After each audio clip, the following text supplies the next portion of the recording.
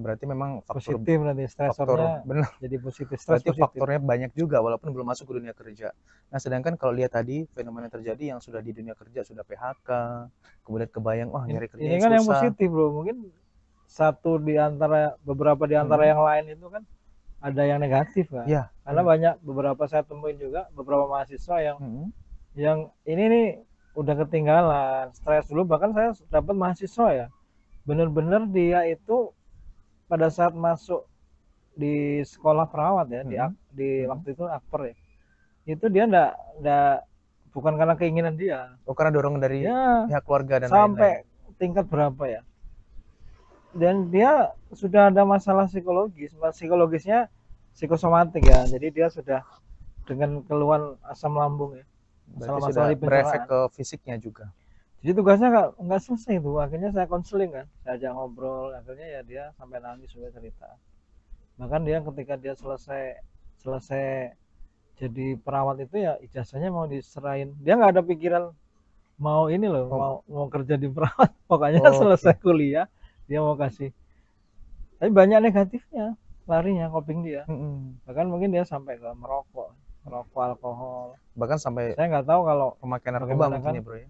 kalau saat ini kan juga banyak kan yang free sex segala kan, Ya, yang dia untuk lari dari masalah itu ya, kan, lari dari masalah, benar. akhirnya dia ya tadi banyak aktivitas-aktivitas yang untuk mengalihkan masalah dia ya. Iya. Gitu. Baik, berarti memang luar biasa ya efeknya. Bagaimana cara kita menyikapi saat mendapatkan serangan stres atau masalah? Bagaimana cara kita coping atau adaptasi tadi? Nggak di dunia kerja ataupun dunia kuliah ternyata sama-sama berat. Sesuai dengan kemampuan yang saat ini dialami. Baik, kemudian bro, kita juga melihat fenomena ini banyak ini fenomena terjadi. Bahkan sudah ada surveinya waktu itu di tahun 2022 sampai sekarang itu di dunia kerja itu banyak yang mengalihkan stres saat dia bekerja, apapun itu jenis stresnya, ke arah yang negatif. Salah satunya dia beradu nasib di salah satu akun atau apa permainan yang menghasilkan uang yang Judi online lah ya ya. judi online ya. Itu luar biasa sekali, itu banyak sekali ternyata setelah diteliti ada beberapa penelitian yang mensurvei itu ternyata mereka itu salah satunya yang pertama tidak puas dengan lingkungan kerja atau mungkin dari gajinya atau mungkin dari pendapatan yang lain, jadi dia mencari alternatif supaya uang tadi bisa dia gunakan. Mungkin kan itu namanya judi kan tidak selalu bisa menang, bahkan banyak kalahnya gitu kan. Betul. Dia berasa berpikir bahwasanya nanti saya akan dapat tambahan uang untuk keluarga saya di rumah dengan main judi online dan sebagainya. Menurut Bro Andi, kira-kira fenomena ini termasuk nggak yang menyebabkan gelombang PHK tadi terjadi?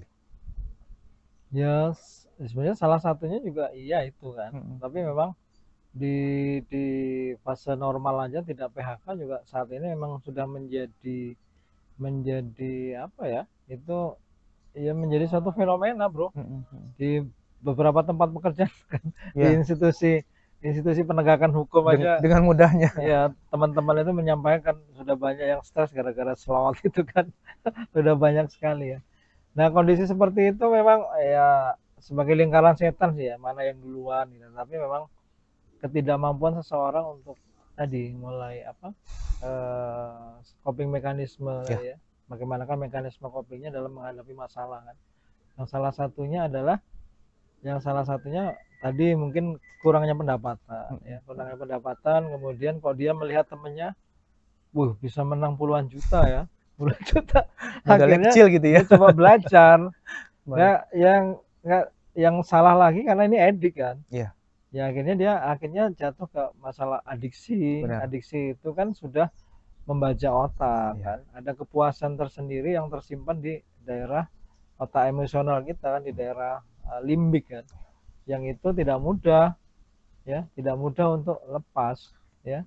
Kepuasan menang gitu kan, misalnya eh, ada beberapa yang dia susah itu ketika dia tuh nggak tahu ya ini operatornya yang pintar atau gimana ya, dia lagi mepet uang banget ya, butuh uang banget, dia cuman ada modal cuman beberapa puluh ribu, kok bisa semalam itu dia fokus bisa jadi Oh, jutaan loh. dipancing mungkin ya. Iya, nah itu kan Baik. adiksi banget itu kan. Ya, benar, benar. Itu bro. Berarti melihat tadi fenomena termasuk judi online dan lain-lain itu tadi, termasuk di adiksi ya bro ya, berarti tidak Iya, kalah bahaya dengan narkoba betul. dan Iya. lain-lainnya. Nah ini kita beranjak ke masalah lain yang masih tentang dampak negatif tadi. Kita mengenal ya bro di di dunia kerja manufaktur, terutama yang berhubungan dengan mesin itu beberapa SDM yang dia membutuhkan SDM dari manusia itu mulai berkurang, digantikan oleh artificial intelligence atau AI atau Robot juga lah ya. mesin berobot yang Robot tidak ya. perlu apa namanya tenaga, tidak perlu minta insentif dan lain-lain. Dia hanya Iya. perlu diberikan bahan bakar, kemudian dibeli sekali dan akan dipakai banyak waktu. Nah, kira-kira ini mau sampai kapan seperti ini dan bagaimana sih bro kita di dunia kerja? Terutama yang seperti Kak Dia ini di dunia rumah sakit, di dunia nanti akan kesehatan ya. Apakah ini akan berpengaruh AI ini terhadap tenaga kerja atau tenaga kesehatan yang nanti akan mengisi lini-lini yang sangat prioritas di dunia kesehatan? Iya, udah pasti berpengaruh lah.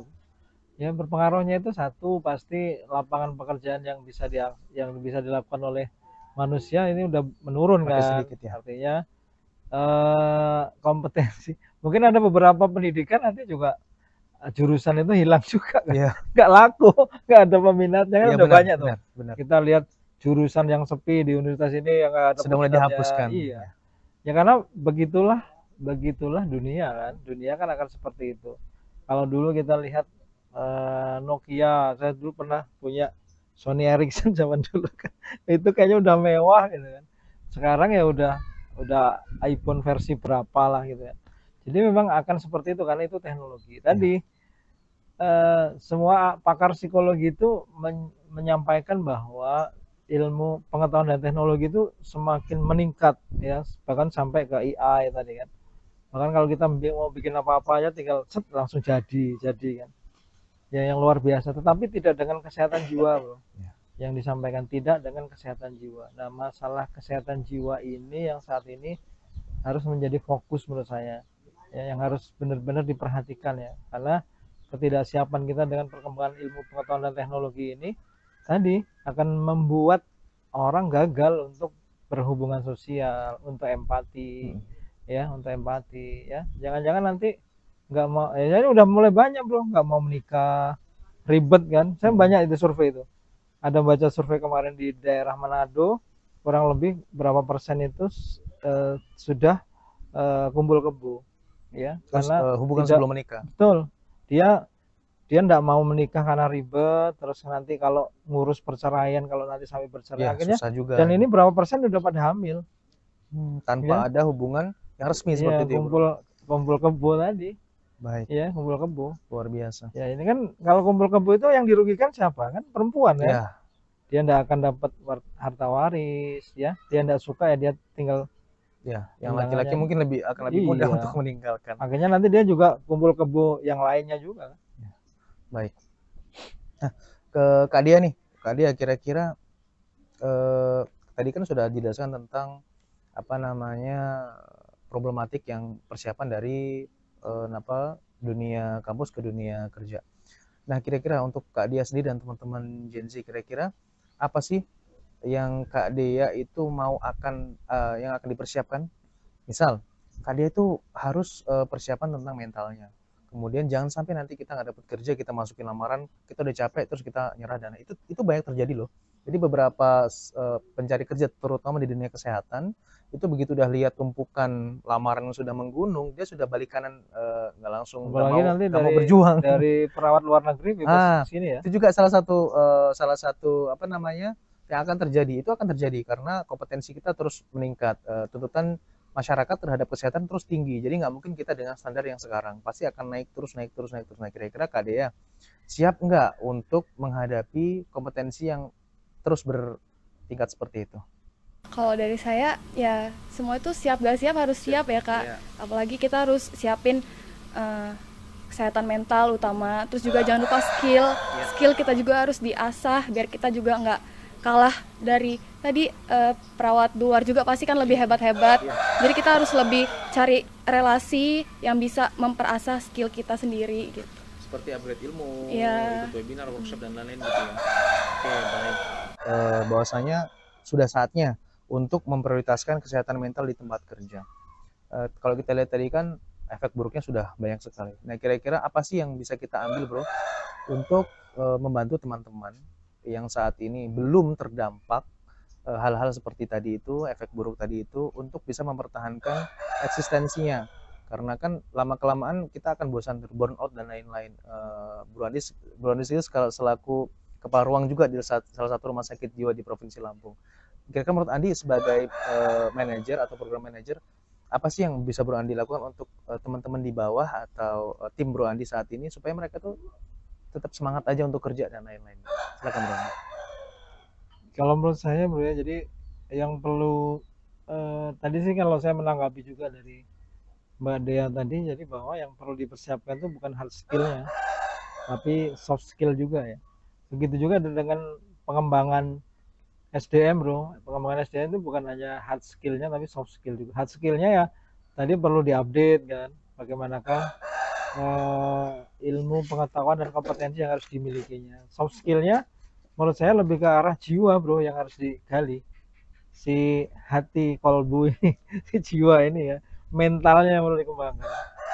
Dan itu referensinya kita ya harus referensi yang terbukti sih. Nah kalau saya sih ngambil referensinya sih ya, kalau saya yang terbukti bukan dari barat ya, kalau saya ngambilnya dari Rasulullah sih, yang itu sudah terbukti. Nah, referensinya bagaimanakah dia dengan keterbatasan kesederhanaan zaman dulu gitu ya, dengan tapi ini melahirkan pemimpin yang handal gitu kan, bahkan menguasai dunia gitu. Ya, benar. Nah itu yang bisa menurut saya diekspor ke teman-teman ya, bagaimanakah dia bekerja dengan hati ya, selalu senyum gitu kan.